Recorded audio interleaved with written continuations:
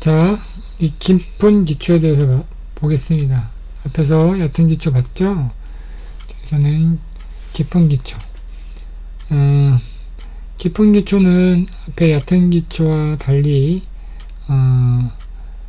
건물 바로 아래에 있는 지층이 구조물을 감당하기에는 지지 능력이 되지 않을 경우에 설치를 하는 것을 우리가 깊은 기초라고 합니다.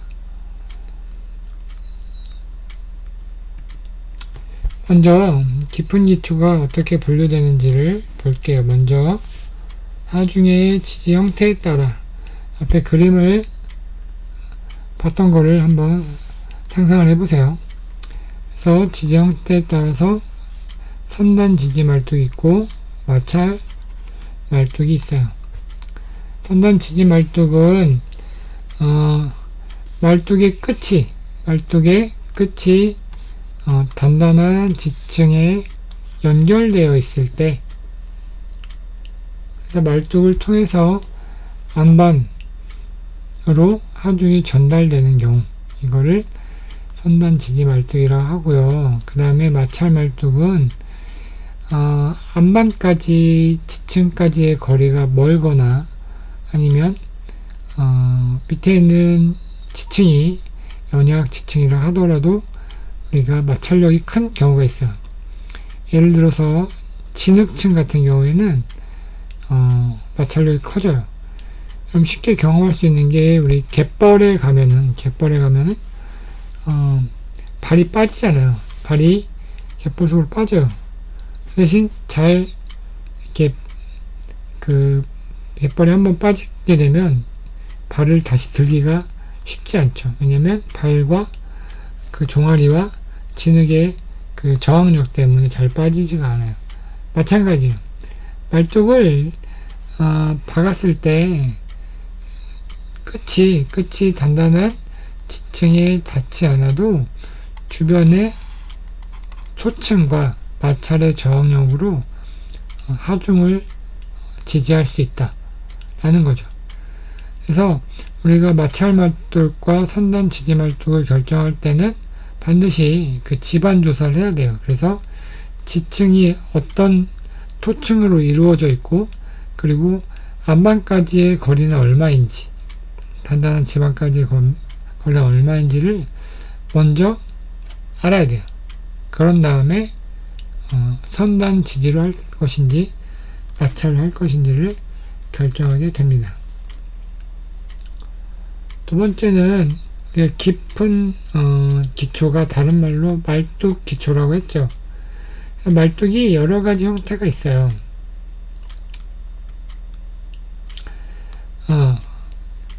제가 설명하겠지만 피어 케이슨 기초도 하나의 깊은 기초라고는 할 수 있지만 말뚝 기초랑은 좀 다른 그런 부분인데, 그것 제가 설명하기로 하고요. 말뚝 기초는 말뚝의 구조 재료가 여러 가지가 있어요. 기초가 이렇게 있으면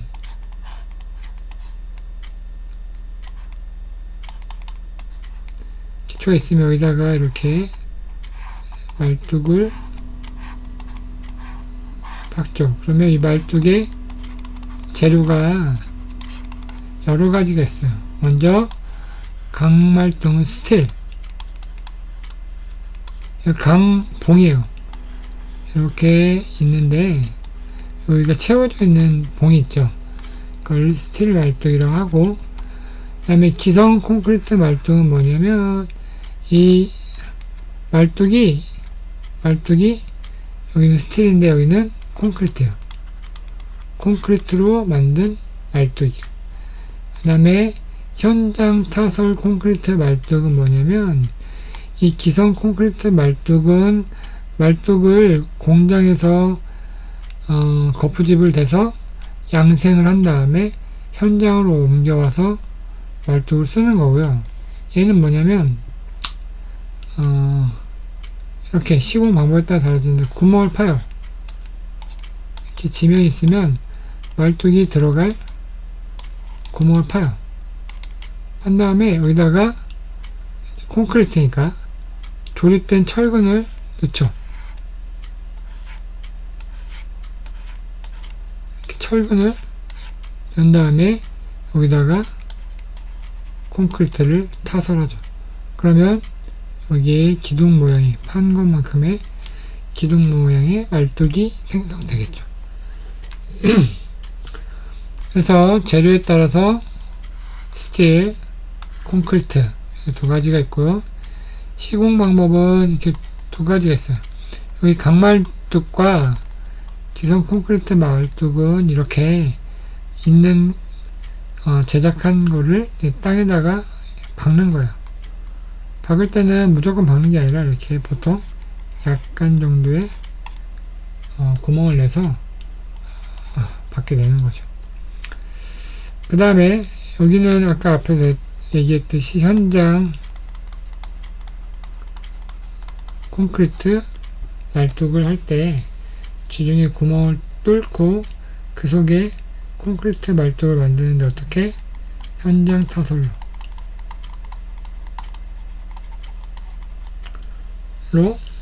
만드는 방법이 있습니다.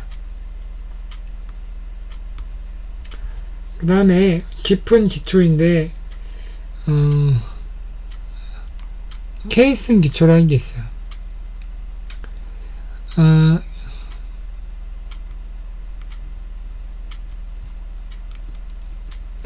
케이슨 기초는 뭐냐면 우리가 보통 교량의 다리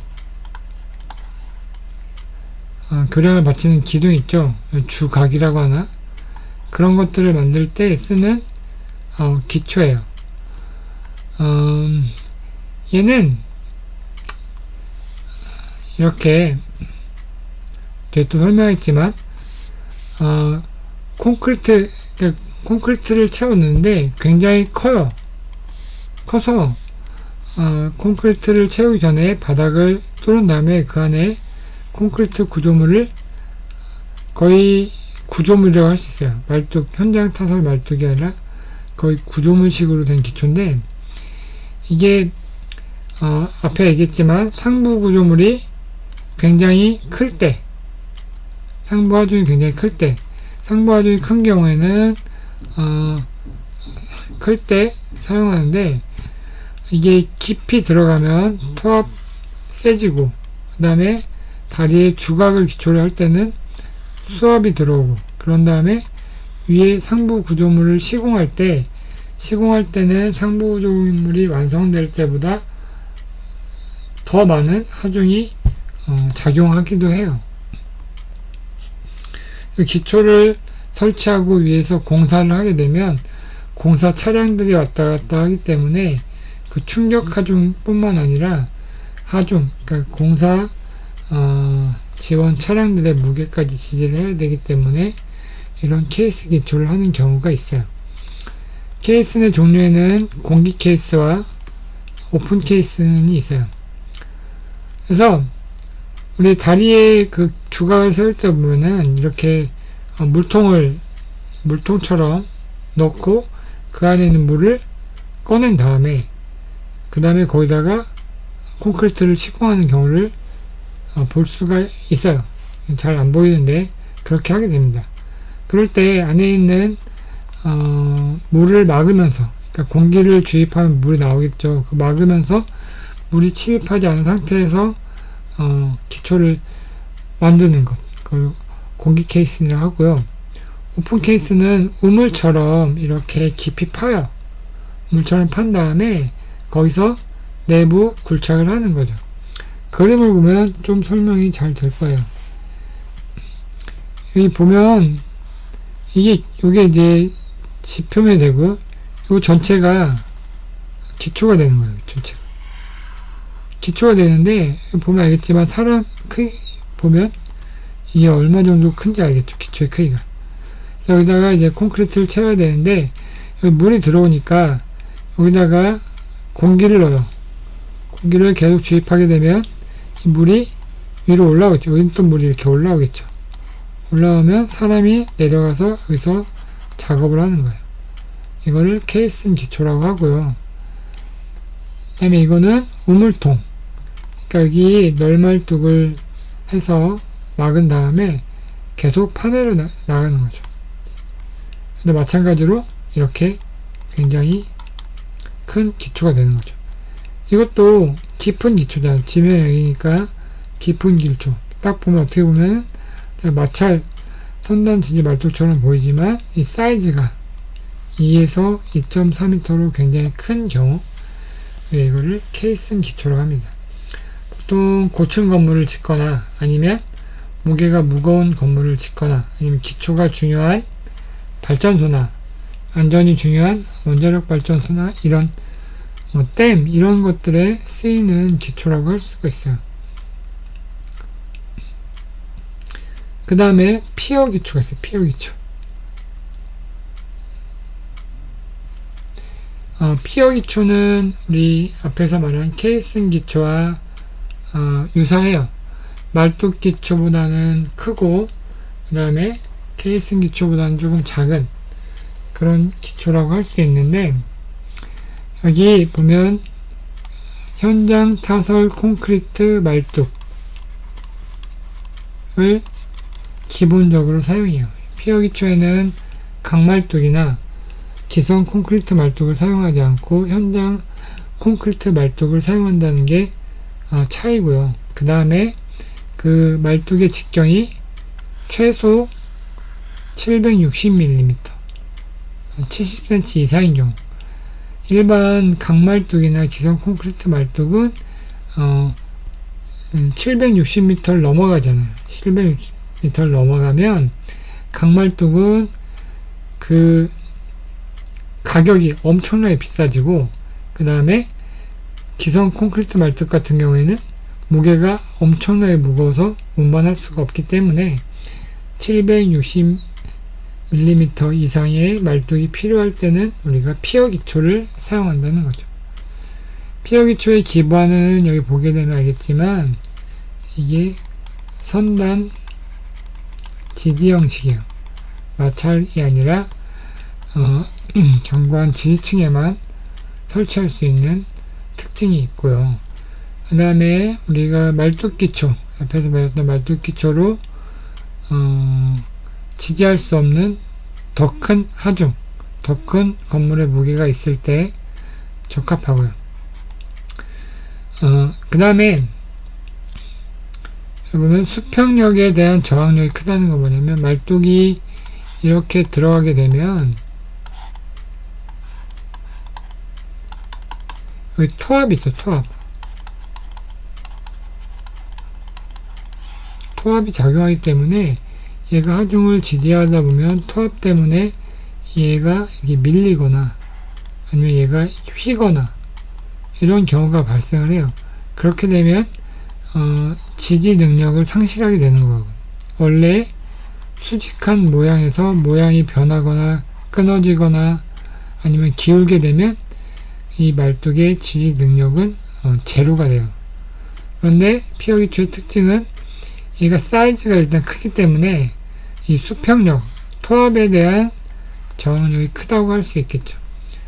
그 다음에 우리가 말뚝 기초를 할 때는 항타기법이라고 해서 어느 정도 구멍을 넣고 말뚝을 넣은 다음에 위에서 무거운 물체로 때려요. 때려서 넣어야 잘 들어가겠죠. 그런데 얘는 말뚝 공법이랑 비슷한데 때려 넣지 않기 때문에 소음이나 진동이 작아지는 특징이 있죠. 봅시다. 이렇게 구멍을 파요. 구멍을 파면서 들어가는 거죠. 들어가면서 요 안에 흙을, 요 통 안에 흙을 쭉 빼내요. 그런 다음에 그 안에다가 철근을 넣고 콘크리트를 타설하는 거죠.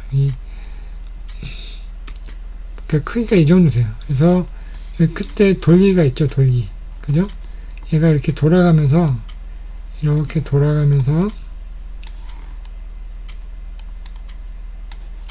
이 땅을 파내려 가는 거죠. 그럼 요 안에 흙이 차겠죠. 그럼 이 흙을 뽑아내요.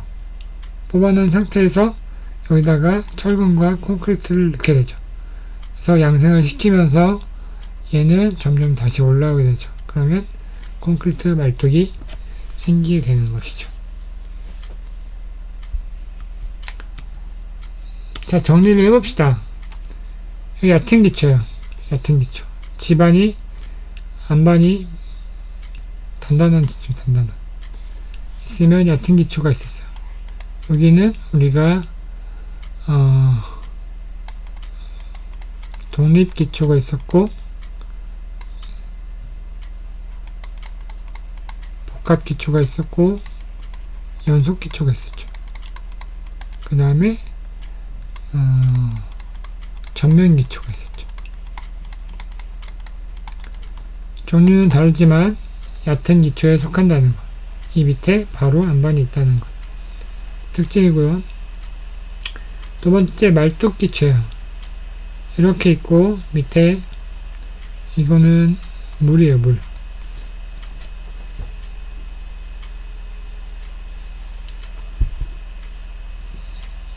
말뚝 기초는 이렇게 말뚝을 안반에 지지해서 이거는 선단 지지형 말뚝 상태고요. 이 말뚝의 재료로는 스틸과 콘크리트가 있다는 것. 그 다음에 케이슨 기초는 우리 첫 번째 그림에 보면 알겠지만 잠함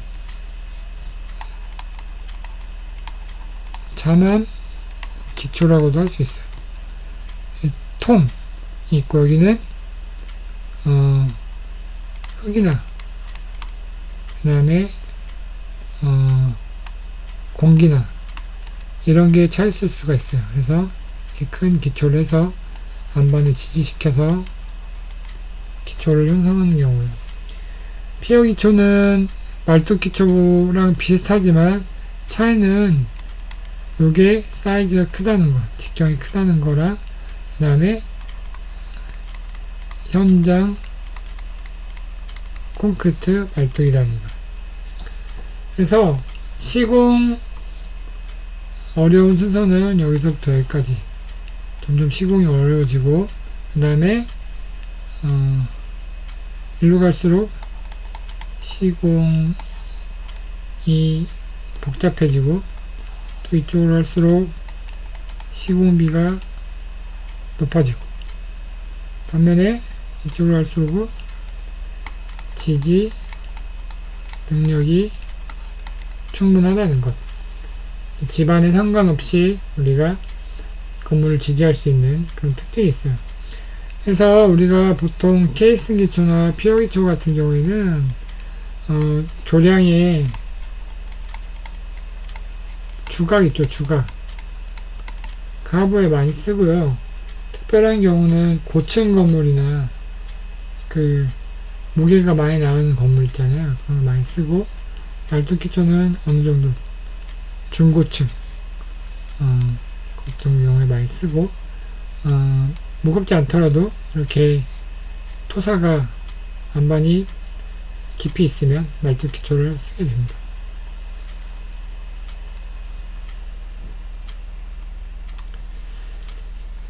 두 번째 기초 형식의 종류 볼게요. 종류 두 번째는 뭐냐면 모양에 따라서 그림을 그려온 거예요. 앞에서 봤죠. 독립기초, 그 다음에 복합기초, 연결기초, 줄기초, 원통기초. 원통기초는 전면기초. 여기까지는 앞에서 얕은 기초. 얕은 기초를 조금 더 세분해서 종류별로 설명해 놓은 거고요. 이 인면도고 얘는 평면도니까 이해하기가 좀 쉬울 것 같아서 그림을 첨부했어요. 그 다음에 이거는 말뚝기초.